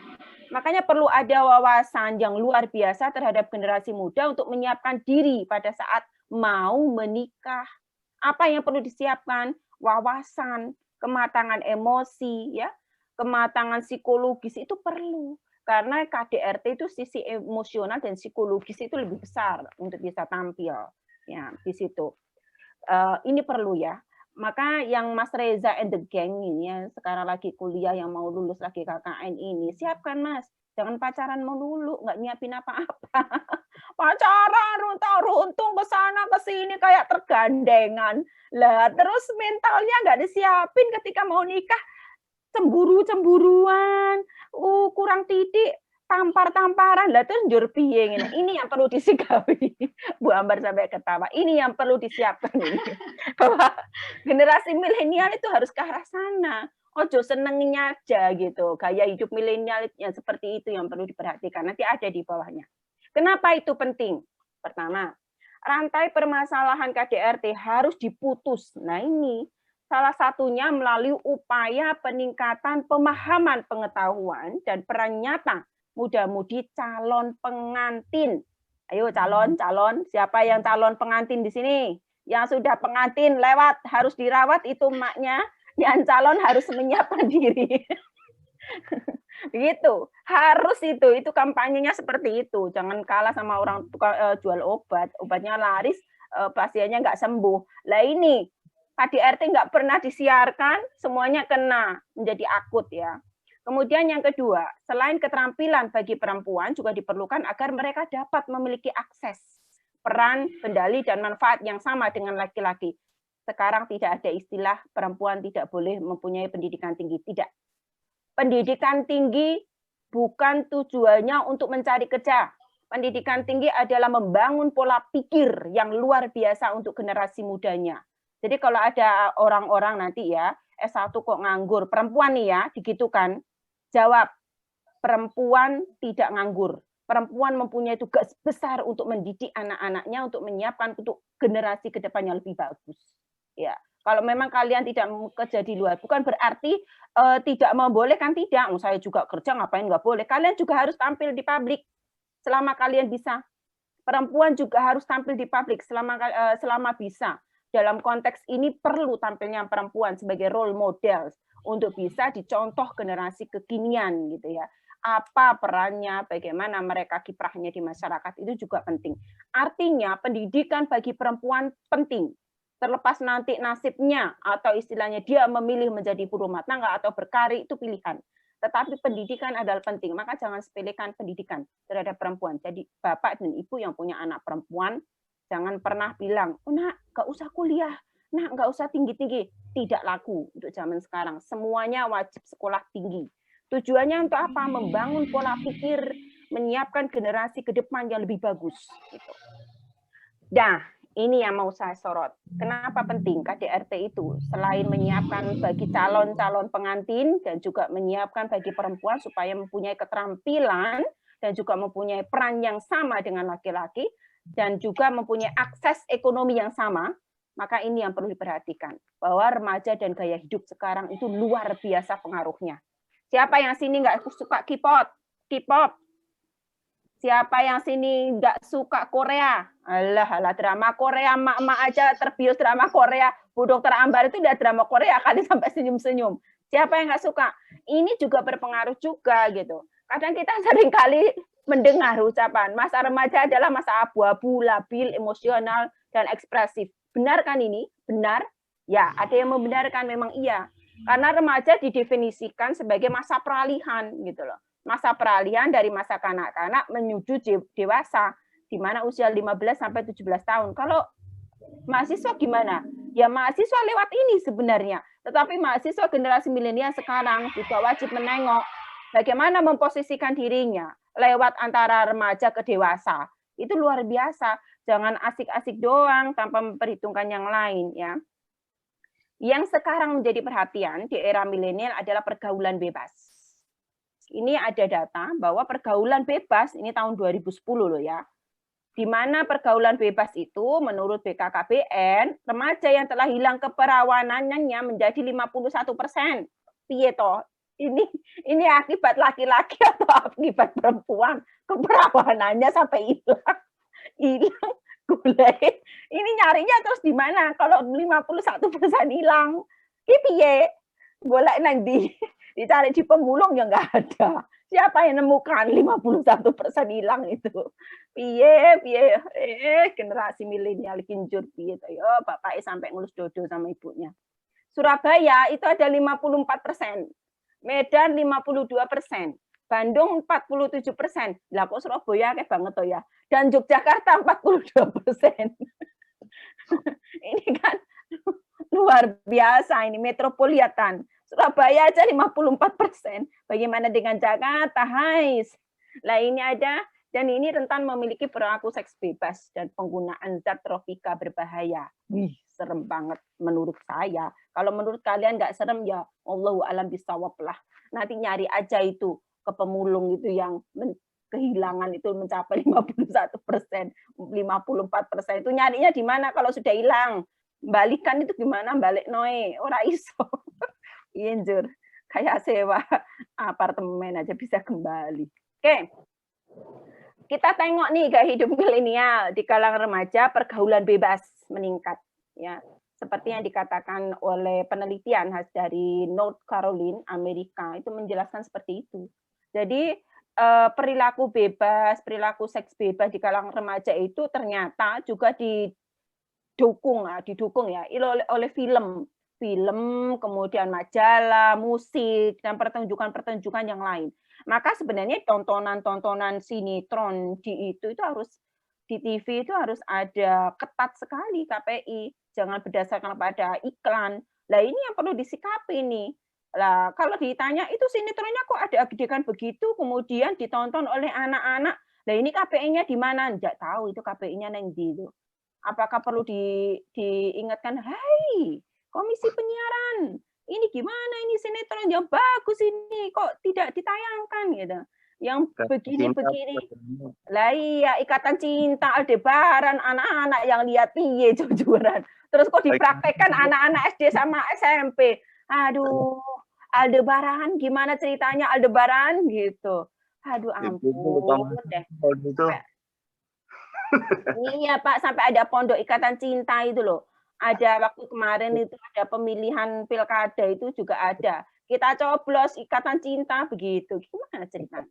Oke, ini. Jadi tayangan televisi, makanya Bapak yang mempunyai anak remaja atau anak SD lah, anak TK sampai SD, jangan nyalakan TV. Bener. Saya dukung jangan nyalakan TV selama sampai sholat isya. Bener itu. Jangan pernah nyalakan TV karena tujuannya untuk ini. Karena takutnya efeknya seperti itu. Maaf ya, bapak-bapak dan ibu-ibu yang punya stasiun TV, bukan saya kampanye untuk memboikot TV ya, ini demi anak-anak ini. Karena tontonannya yang tidak tersensor luar biasa. Beda dengan luar negeri, sensornya sudah ketat. Di mana tayangan ketika anak-anak itu diizinkan untuk melihat tayangan televisi, itu semuanya memang TV anak-anak, bukan TV untuk orang dewasa gitu. Kalau di Indonesia itu campur aduk, kayak tahu campur, Surabaya, enak tenan. Oke. Kemudian gaya hidup remaja apa ini? Ada banyak penyebab remaja yang melakukan pergaulan bebas, ya. Kemudian berbeda dan semuanya berakar pada penyebab utama, yakni kurangnya pegangan hidup remaja dalam hal keyakinan agama dan ketidakstabilan tingkat emosional. Sebenarnya keyakinan agama tidak hanya aku Islam, tidak hanya itu, tetapi bagaimana memahami konteksnya di dalam bermasyarakat, bergaul dan sebagainya itu yang lebih penting. Nah, kalau sholat ya terus kemudian tetap maksiat jalan, yaitu semboyannya siapa itu saya tidak tahu, pernah dengar semboyan seperti itu kan. Nah, itu jangan ditiru. Oke. Kemudian apa penyebab dari pergaulan bebas? Sikap mental yang tidak sehat dan pola pikir yang salah. Sikap mental yang tidak sehat karena didukung oleh tontonan tadi. Ya. Kemudian pelampiasan rasa kecewa, kontrol emosi ini perlu dibina ya atau didampingi. Maka masa-masa remaja itu orang tua jangan lewat. Jangan pernah lepas pengawasan terhadap anak. Bukan berarti anaknya kemudian dipingit gitu, enggak boleh kemana-mana, enggak. Tetapi ini mendampingi secara psikologis. Jadilah menjadi teman untuk bisa diajak bicara oleh mereka. Jangan pernah anak itu sampai takut untuk menyampaikan sesuatu kepada orang tua. Ini penting. Jadi nanti mas-mas dan mbak-mbak kalau jadi orang tua, anggap anak itu sebagai friend kalau sudah remaja. Supaya mereka itu dekat, supaya mereka itu curhat. Jangan dianggap mereka itu anak di bawah orang tua. Enggak, tapi sejajar. Kamu cerita apa, didengerin, kemudian orang tuanya coba bercerita sesuatu supaya anak juga mendengarkan. Ini contohnya. Kegagalan remaja menyerap norma itu karena komunikasi antara orang tua dan anak juga tidak berjalan karena pola di dalam rumah tangga atau pendidik itu juga berbeda. Kemudian rasa penasaran dan pemikiran yang label ini yang menjadi catatan. Biasanya rasa ingin mencoba, rasa penasaran itu luar biasa. Maka tidak heran apapun narkoba dan sebagainya itu mereka lakukan, mereka coba. Tapi kalau mereka mendapatkan edukasi yang luar biasa dari orang tuanya, ya seumpamanya cara pendekatan emosional gitu, nanti mereka juga akan dewasa secara psikologis dan emosi. Mereka akan bisa mengekang emosinya, memanage emosinya dengan baik. Latihlah itu ketika mereka remaja. Jadi jangan paksakan sesuatu ketika mereka tidak berkenan, tetapi kasih informasi-informasi secara mengalir melalui percakapan-percakapan yang intim empat mata, kemudian saat makan, saat mau tidur, ya luangkan waktu itu. Karena orang tua itu kadang sibuk mencari uang, tidak berdekat sekali dengan anaknya, itu berbahaya untuk era sekarang.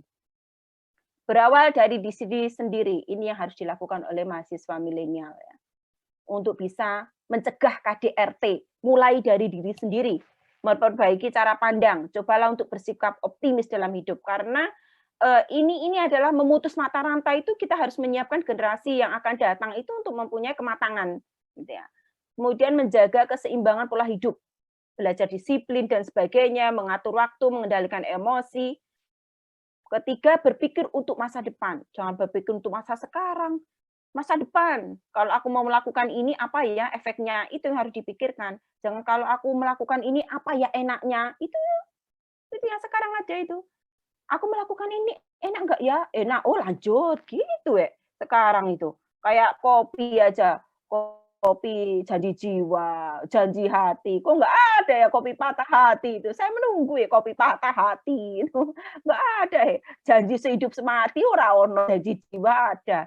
Janji tidak KDRT ora ono. Nanti tunjukkan itu. Mungkin ada inovasi-inovasi kopi rasa KDRT, pahitnya luar biasa. Pahitnya luar biasa, mungkin no KDRT juga. Ya. Kemudian yang menegakkan aturan hukum dan memperdalam ajaran agama, itu menjadi wajib fondasi utama. Oke. Langkah optimis yang harus dilakukan untuk cegah KDRT. Karena milenial jumlahnya banyak, maka milenial perlu melakukan. Apa? Berjejaring sosial itu hobi kalian kan, main TikTok. Sesekali dong. TikTok itu didesain, no KDRT begitu. Jangan TikToknya goyang-goyang begini tok. Ya, goyang-goyang begini tok. Saumpamanya begitu. Tapi ada pesan yang disampaikan gitu ke masyarakat tentang no KDRT dan juga berkampanye tentang no pergaulan bebas. Artinya ini adalah meminimalisir, menyiapkan masyarakat generasi milenial untuk menjadi masyarakat yang lebih bagus ke depannya. Gitu. Action yang telah dilakukan yaitu yang sekarang sudah ada itu ada hotline KDRT. Kemudian yang penting lagi hotline KDRT itu jadi dilakukan oleh Komnas HAM dan juga APIK ya. Kemudian yang penting lagi adalah pendekatan berbasis komunitas. Tadi yang ditanyakan Mbaknya tadi, bahwa kalau nggak bisa lapor gimana Bu, ada tekanan dan sebagainya. Nah, komunitas ini mempunyai peran signifikan untuk menaunginya. Artinya tetangga, RT, RW itu harus responsif terhadap hal ini. Maka yang namanya tetangga di dalam Islam pun itu sudah ditunjukkan, rawatlah itu tetangga. Tetangga itu adalah saudara terdekatmu. Maka perlakukan tetangga itu dengan sebaik-baiknya. Ya, jangan pernah kamu marahan, jangan pernah kamu diem-dieman dan sebagainya. Kalau dalam bahasa Jawa itu satru itu loh, kayak lagunya Happy Asmara itu. Satru itu. Nah, yang ketawa tahu, kalau nggak tahu berarti saya orang Jawa ya begitulah. Oke. Lalu apa yang perlu dilakukan oleh milenial? Satu, kaum milenial harus mensosialisasikan tentang dampak kekerasan terhadap perempuan, baik secara langsung maupun tidak langsung. Tidak hanya kepada perempuan, kepada anak juga, kalau KDRT, dan juga kepada bapak-bapaknya. Karena itu secara psikis dan fisik itu berpengaruh. Apalagi psikis ya, itu sangat berpengaruh kalau masalah KDRT itu. Yang kedua, meningkatkan pengetahuan dan wawasan mengenai dampak kekerasan terhadap perempuan. Kemudian, untuk perempuan milenial tentunya perlu meningkatkan keterampilan sehingga nantinya tidak ada perbedaan gender, maksudnya perbedaan peran. Kalau memang nanti diminta istilahnya harus seimbang di dalam keluarga itu, tidak timpang begitu. Kalau sudah sudah seimbang, masing-masing mempunyai peran yang sama, saling melengkapi satu sama lain, insya Allah kehidupannya tidak akan pernah ada KDRT. Komunikasi dengan baik, perannya juga baik. Oke, demikian paparan saya tentang bagaimana peran milenial harus menyuarakan tidak terhadap pergaulan bebas dan juga mensosialisasikan bagaimana dampak-dampak KDRT ke depan. Terima kasih. Assalamualaikum warahmatullahi wabarakatuh. Mas Reza, saya kembalikan forum ini ke Mas Reza. Mas Reza, mohon maaf, mungkin 1 atau 2 pertanyaan saja, kemudian kita closing, karena sudah waktunya hampir 2 jam ini kita. Oke. Silakan Mas Reza. Baik Ibu. Terima kasih atas materi yang sudah Ibu berikan. Selanjutnya akan ada diskusi tanya-jawab selama 15 menit lagi. Kepada para peserta yang ingin bertanya, silakan ketik di kolom chat atau klik tombol raise hand-nya. Ini pertanyaan dari Bu Ida ini. Ibu Lucy, memang benar banyak kejadian pada masa PSBB edukasi Bu RT bertambah. Iya. Yang jadi masalah bila si ibu pendidikannya lebih tinggi nggak masalah, bisa membantu. Kalau pendidikannya ibu itu lebih tinggi nggak masalah. Tetapi yang terjadi kan tidak lebih tinggi. Akibatnya kekerasan ibu kepada anak. Iya ini. Lalu pertanyaannya, akibatnya remaja gaya bicara dan perilakunya menjadi susah diatur. Bagaimana pendapat Ibu tentang ini? Ya memang iya, Bu. Generasi milenial sekarang itu ada karakter khusus. Ya, karakter yang dimiliki oleh generasi milenial ini diungkap oleh anak saya sendiri ya. Anak saya itu SMP dan SMA. Bilang begini, "Ma, anak sekarang itu, Ma, ekspresif." Itu 1. Semau gue, itu 2. Tidak mau mendengarkan, itu 3. Susah diatur, itu 4. Ya memang iya. Dia mengakui ekspresif. Maksudnya begini, kalau ngomong apa yang ada di pikirannya, itu langsung diomongkan. Tanpa ada penghalusan kata. Tidak ada. Itu memang dialami dan mereka merasakan itu. Jadi kondisi ini memang memprihatinkan, maka keluarga itu menjadi pendidik utama dalam konteks ini. Gitu. Begitu Bu Ida, perlu ketahanan keluarga dan perlu nilai-nilai yang luhur yang dibangun dari keluarga. Maka kan kalau ada pepatah begini, cerminan dirimu anakmu adalah cerminan orang tua. Maka ketika anaknya seperti itu, ya kita harus introspeksi sebagai orang tua bagaimana kita mencoba untuk memanage, mengarahkan, mendidik anak kita sebaik mungkin supaya mereka tidak terbelenggu dengan kondisi seperti itu. Generasi Z memang mempunyai karakteristik seperti itu dan lebih cenderung kepada visual. Mereka lebih melihat tayangan, lebih membaca itu males. Mereka sukanya hanya mendengarkan dan melihat gitu. Visual itu yang lebih diekspos daripada mereka harus membaca. Tapi 1 kelebihannya, kreativitasnya luar biasa. Itu. Kita harus acungi jempol itu, generasi Z itu. Oke, begitu. Ada yang lain? Mungkin 1 pertanyaan lagi, pertanyaan terakhir. Silakan. Ini sudah ada nih Pak dari Karang Taruna Pondok Petir ini. Loh ini sudah memberikan ruang nih. Ayo bentuk TikTok Mas Reza, edukasi lewat TikTok, edukasi lewat YouTube. Nanti Karang Taruna akan nge-share itu. Minimal bagaimana cara mendampingi anak, ibu dan anak pada masa pandemi gitu loh. Kalau anaknya nggak bisa ngerjakan soal, ya jangan dimarahi. Sudah slow aja, Bu, slow gitu. Nanti ditanyain aja ke gurunya, bagaimana ini harus menyelesaikan anak saya begini. Slow aja, Bu, slow gitu. Jangan, ayo Bu, anaknya harus berprestasi, Bu. Halah. Iya, anaknya sendiri. Anaknya selama-lama stres nggak jadi berprestasi kalau digitukan. Ibunya stres, bapaknya stres, anaknya ikutan stres. Ya zaman dulu sekolah aja slow nyuruh anaknya. Nah iya, dulu slow ya, Bu Ambar ya. Loh, Bu Ambar dulu ibu bapaknya slow bisa masuk UNER. Lah sekarang anaknya ngotot-ngotot suruh kursus nggak masuk UNER, gimana ceritanya? Lah itu ya istilahnya mengamankan sisi psikologis orang tua di masa pandemi itu lebih penting. Dan Mas Reza ada tugas nih dari Mas siapa Mas dari Karang Taruna Pondok Petir ini namanya, kenalan dong. Namanya Zulkarnain, Bu. Oh, Mas Zulkarnain. Mas Zulkarnain nih punya PR nih, Mas Reza. Buat tuh campaigns Ya, Bu. untuk no stop kekerasan rumah tangga dengan berbagai macam versi tentang pendampingan anak, tentang ini, tentang itu, biar nanti bisa menjadi edukasi bagi emak-emaknya. Mungkin yang lain kalau ada sumbangsi silahkan, akan ditampung, akan menjadi PR yang lain. Oke. Ada yang lain? Mungkin cukuplah Mas, ini sudah jam 3 ya. Jam 3, mau jam 3 cukuplah. Ini adalah bincang-bincang kita yang dalam waktu yang sangat singkat tetapi berkualitas. Nanti akan ditayangkanlah ke media sosial yang lain. Kami persilakan Mas Reza.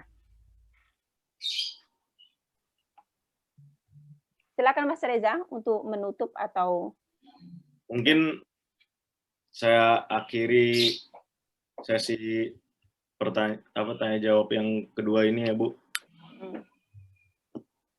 Saya ingin membacakan isi dari kesimpulan materi yang sudah disampaikan oleh Ibu Dr. Ambarwati dan Ibu Dr. Lucy Andriani. Mungkin kesimpulannya, bentuk-bentuk kekerasan yang dialami perempuan diantaranya yaitu kekerasan fisik, meliputi tindakan memukul, menampar, menendang, mendorong, mencengkram dengan keras pada tubuh pasangan, dan serangkaian tindakan fisik lainnya. Kekerasan emosional atau psikologis bentuknya meliputi tindakan mengancam, memanggil dengan sebutan yang tidak pantas, dan mempermalukan pasangan, menjelekan, dan lainnya. Sedangkan untuk kekerasan ekonomi, contohnya ada menelantarkan keluarga merupakan salah satu bentuk kekerasan ekonomi. Begitu, Bu, kurang lebih. Ya. Mungkin Bapak-bapak, Ibu-ibu, dan rekan-rekan yang sudah hadir, alhamdulillah rangkaian acara proker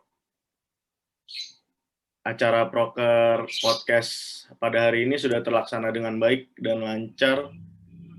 Kami ucapkan terima kasih kepada narasumber kita pada hari ini, Ibu Dr. Ambarwati MSI dan Ibu Dr. Lucy Andriani MSI yang sudah berbagi ilmunya kepada kita semuanya. Dan juga terima kasih kepada mitra kita Karang Taruna Pondok Petir yang sudah hadir pada acara podcast hari ini, serta terima kasih juga kepada Bapak, Ibu, dan rekan-rekan sudah hadir dan menyimak dengan antusias diskusi kita pada hari ini. Mohon maaf jika ada salah kata atau perbuatan selama acara webinar ini berlangsung. Akhirnya, saya Reza Alerio Rehan pamit undur diri. Terima kasih atas perhatiannya. Wassalamualaikum warahmatullahi wabarakatuh. Selanjutnya akan saya kembalikan kepada host kita, yaitu Frida Azani. Ya, baik. Makasih Reza. Terima kasih kepada moderator yang telah memandu jalannya acara. Demikian podcast hari ini telah sampai di penghujung acara. Saya ucapkan terima kasih kepada seluruh audiens yang sudah hadir dan juga terima kasih banyak kepada narasumber Ibu Dr. Ambarwati dan Ibu Dr. Lucy Andriani. Semua selalu diberikan kesehatan oleh Allah Subhanahu wa Ta'ala. Amin. Saya Frida pamit undur diri. Kita foto dulu, nggak foto dulu. Oh iya. Wassalamualaikum warahmatullahi wabarakatuh. Mbak foto dulu. Tadi sudah saya screenshot sih, ada 30 lebih. Ya, tadi ada 30 peserta. Iya. Terima kasih. Udah terlambat, jangan kapok ya. Kalau direpotin lagi sebagai narasumber. Siap. Kita siap berbagi ilmu. Terima kasih juga dari Pondok Petir dengan juga dan berkenan. Terima kasih banyak nih Mas semua. Salam sehat selalu ya rekan-rekan. Ya, terima kasih. Assalamualaikum warahmatullahi wabarakatuh. Waalaikumsalam warahmatullahi wabarakatuh. PR-nya Pak Zulkarnain tolong dikerjakan Mas Reza. Iya, Bu. Oke. berarti kalian sukses karena mitranya membutuhkan berkaitan dengan itu. Terima kasih banyak. Bisa di-share itu materinya dari saya dan Bu Ambar ke mitra dan juga ke yang lain supaya bisa dijadikan bahan kegiatan Karang Taruna dan sebagainya. Oke. Ya. Oke, Assalamualaikum warahmatullahi wabarakatuh. Waalaikumsalam warahmatullahi wabarakatuh. Terima Terima kasih banyak Ibu dan semuanya. Sama, yuk.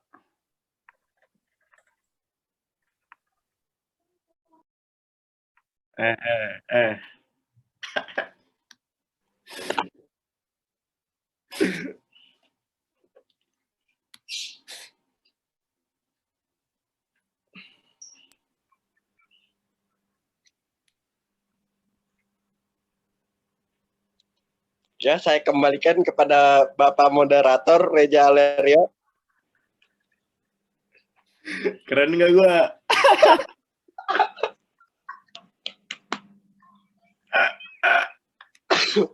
Kocak banget anjir. Keren anjing. Gue disuruh bikin TikTok kagak jelas banget. Ya begole emang harus kayak gitu ya gole. Kalau video lu share di YouTube nih, lu record nih di Zoom lu. Udah ini udah di-record.